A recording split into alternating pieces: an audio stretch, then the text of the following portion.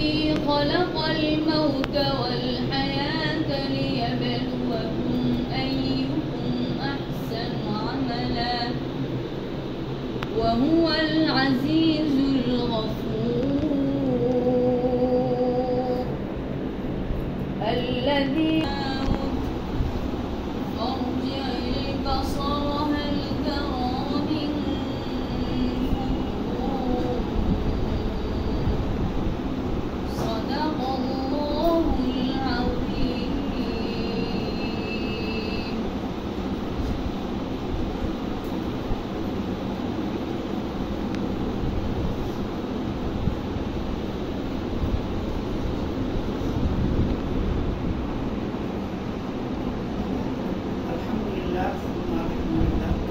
আজকে আমরা এখানে একত্রিত হয়েছি কয়েকজন ছাত্রকে আমরা কোরআন মাজিদ সবক প্রদান করব।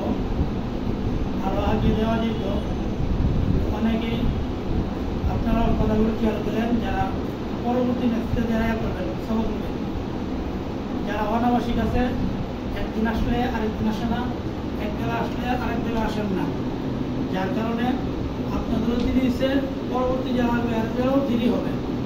কারণ পড়ার একবার যদি একদিন যদি কেউ মিস করে তাহলে তার পড়ার যে বরকত এটা কই মাথা এটা থাকে না, এটা যে একটা স্পিড আছে এটা কই মাথা।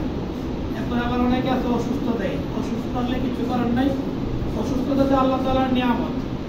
অসুস্থতা থাকলে এটার জন্য আল্লাহ কোনো না কোনো ভাবে বরকত দিয়া দেয়, কিন্তু অসুস্থ ছাড়া আপনি বেড়াইতে দেবেন বা বাসায় মোবাইল নিয়ে এই খেলা দেখবেন বা কিছু একটা করবেন, অথবা অযথা আসবেন না, ভালো লাগতেছে না আজকে যাবো না, ওইরকম যারা করেন আপনাদের ওই পড়া আগাবে না। এই যে বেশটা আরো আগে দেওয়া হয়তো নিয়মিত না আসা, তারপরে পরবর্তী যারা যারা হুজুর যখন জিজ্ঞেস করি তখন বলে যে হুজুর একবার আসলে একবার আরেকবার আসে না, মানে আমি কি করবো বলেন। তো আমি তখন বলি অভিভাবকদের সাথে যোগাযোগ করেন, কেন আসে না, আসতে পারছে না কেন, নিয়মিত কেন আসে না, কিভাবে নিয়মিত আসবে ওইভাবে অভিভাবকের সাথে পরামর্শ করেন। তাহলে গিয়া বাচ্চাদের সাথে এই এতটুকু কষ্ট করতে হবে, আর এতটুকু কষ্ট করলে সকলের মন খুশি থাকবে এবং বাচ্চাদের পড়াশোনা আগাবে। পরবর্তীতে এখন যারা নিতেছেন শরীফ আলহামদুলিল্লাহ, আপনারা আরো ভালো করে পড়াশোনা করতে হবে। ভাইবেন না যে পড়াশোনা নিতেছি এখন মনে হয় আর তেমন আগের মতো আসতে হবে না বা মেহনত করতে হবে না, মেহনত করতে হবে, আরো বেশি করতে হবে। এখন পড়াশোনা যেহেতু নিতেছেন সবক, এখন আরো বেশি মেহনত করতে হবে। আর যারা পরবর্তীতে নিবেন আপনারা কোরআন শরীফ, আপনারা নিয়মিত মাদ্রাসা আসতে হবে। ব্রেন দুর্বল হোক সবল হোক এটা বিষয় না, বিষয় হলো নিয়মিত আসা। এটার জন্য ব্রেন দুর্বল হলেও আল্লাহ তাআলা মানে একটা না একটা ব্যবস্থা করে দেন। এই জন্য আপনারা সবসময় নিয়মিত আসবেন, এটাই সবচেয়ে বড় কথা। যারা আবাসিক আছে তারা তো সবসময় থাকে এখানে, আর যারা অনাবাসিক তারা সবসময় আসতে পারে না। হ্যাঁ, এটাই সর্বশেষ কথা যে আপনারা নিয়মিত আসবেন, নিয়মিত আসলে পড়া আগামী ভালো।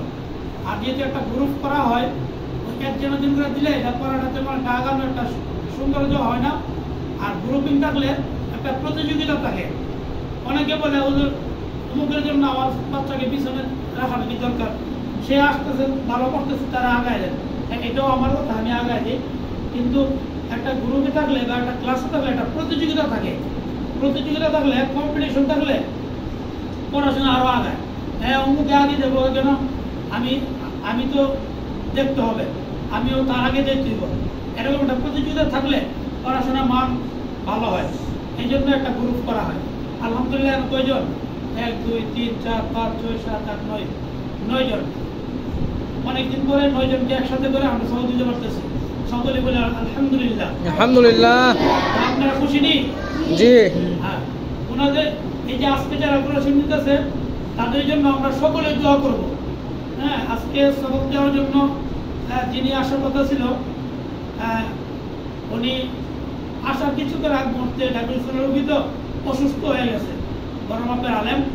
তাই জন্য ওনার পরিবর্তে আজকে সবক প্রদান করবে আমাদের অত্র মাদ্রাসার সম্মানিত প্রিন্সিপাল মহোদয় আলহাজ হাফেজ মাওলানা মনির হক সাহেব, ইমাম ও খতিব বেলকুনি জামে মসজিদ।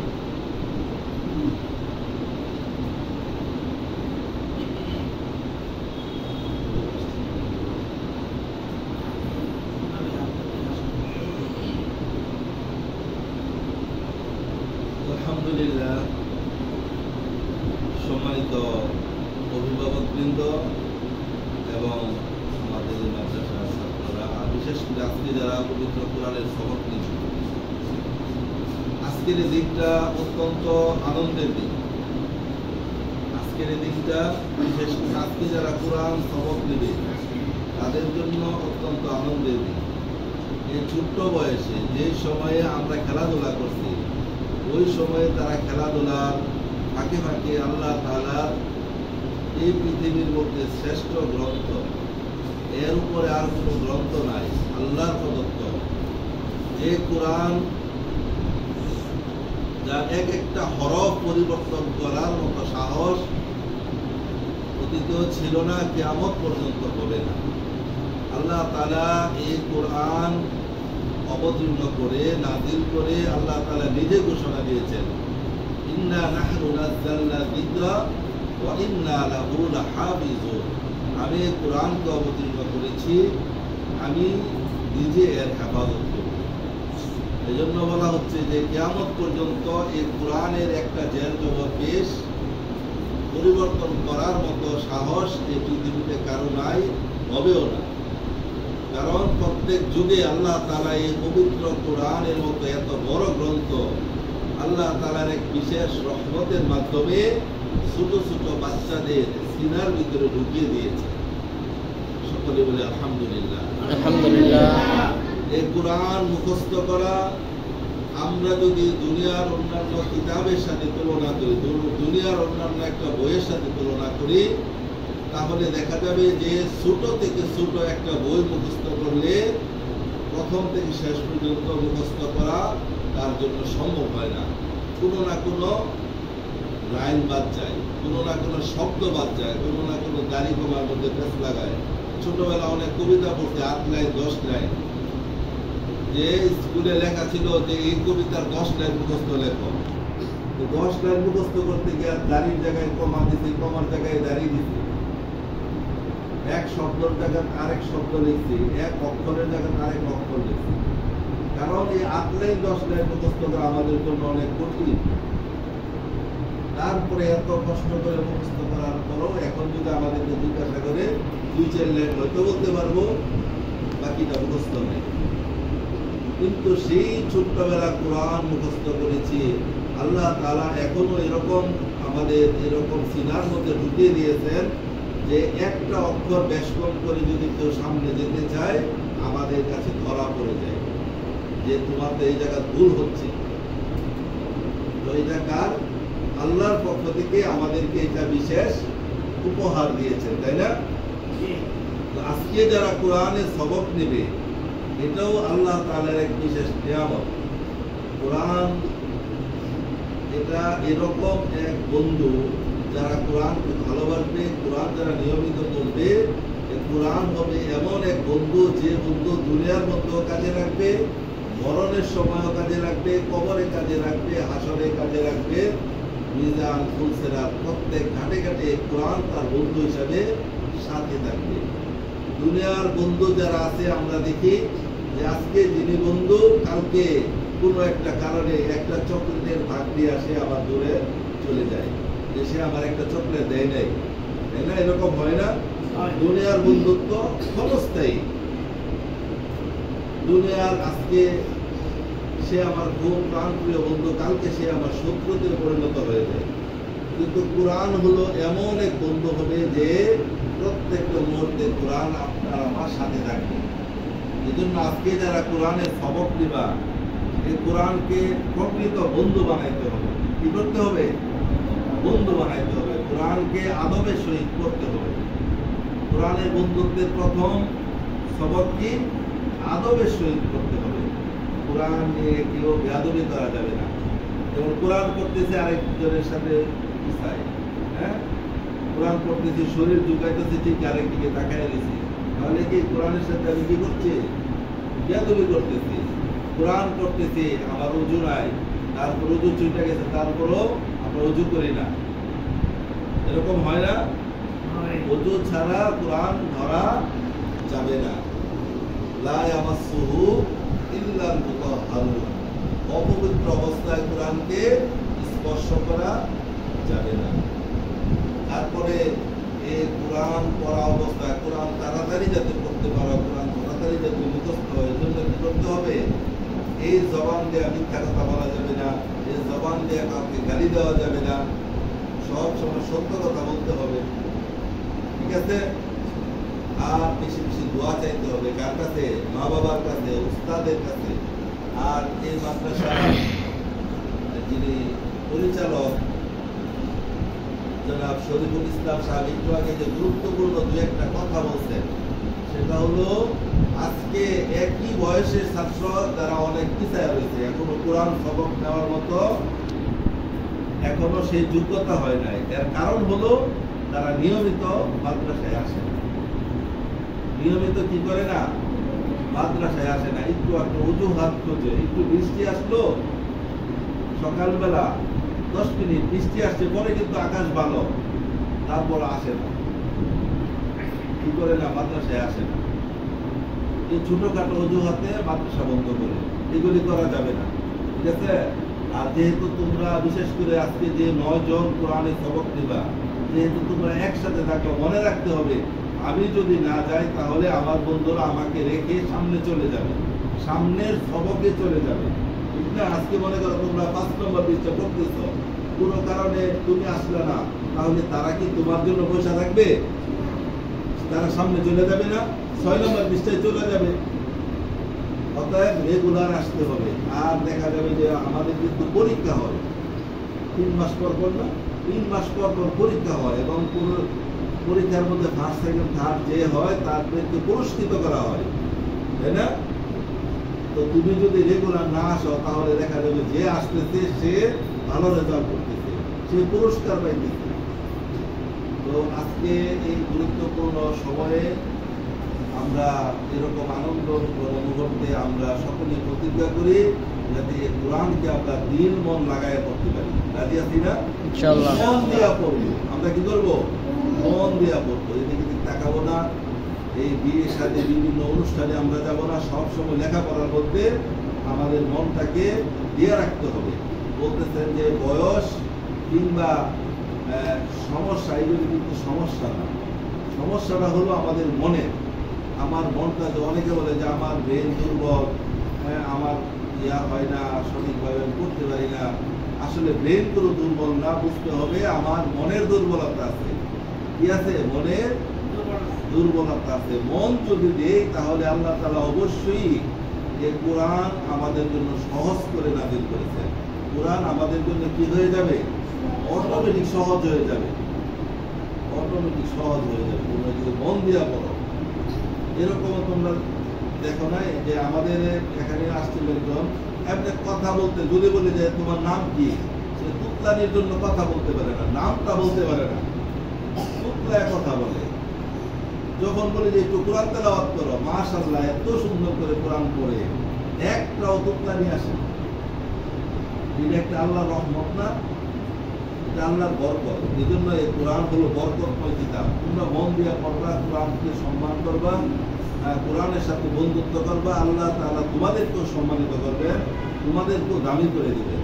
তোমাদের মা বাবা অনেক আশা আকাঙ্ক্ষা, অনেক স্বপ্ন নিয়ে তোমাদেরকে মাদ্রাসায় ভর্তি করেছে যাতে তোমরা হাফেজে কোরআন হও, তাই না? মা বাবার আশা আছে না তোমরা বালাই করে হাফেজ হবা, পরবর্তীতে মা বাবাকে তোমরা কোরআন শোনাইবা, মৃত্যুর পরে মা বাবার জন্য দোয়া করবে, এরকম একটা আশা আছে না? এই জন্য তোমরা যদি নিয়মিত না আসো, ভালো করে না পড়ো, তাহলে তোমরা নিজেরাই তো নিজেদেরকে জান্নাতে নিতে পারবা না, যে মা বাবার জন্য সুপারিশ করবা। হ্যাঁ, ঠিক মতো আসতে হবে, সব সময় দোয়া করতে হবে আল্লাহ তাআলা যাতে করে এই সাহেবে কোরআন আমাদেরকে সাহেবে কোরআন হিসাবে আল্লাহ তাআলা আমাদেরকে কবুল করেন। সকলে বলে আমিন। এখন সবক শুরু হচ্ছে। أعوذ بالله من الشيطان الرجيم. أعوذ بالله من الشيطان الرجيم. بسم الله الرحمن الرحيم. بسم الله الرحمن الرحيم. رب زدني علما. رب زدني علما. رب زدني علما. رب زدني علما. رب يسر رب يسر ولا تعسر ولا تعسر وتمم وتمم علينا علينا بالخير بالخير رب اشرح لي رب اشرح لي صدري صدري ويسر لي ويسر لي أمري أمري واحلل واحلل عقدة عقدة من لساني من لساني يفقه قولي يفقهوا قولي أعوذ بالله من الشيطان الرجيم أعوذ بالله من الشيطان الرجيم بسم الله الرحمن الرحيم بسم الله الرحمن الرحيم الحمد لله رب العالمين الحمد لله رب العالمين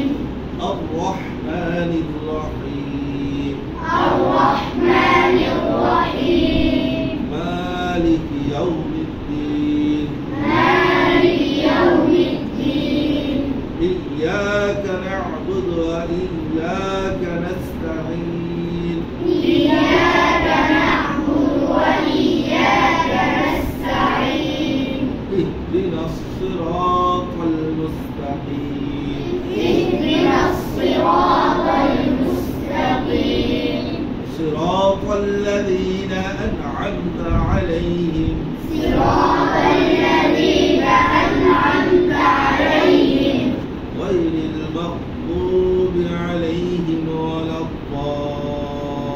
الضالين غير المغضوب عليهم ولا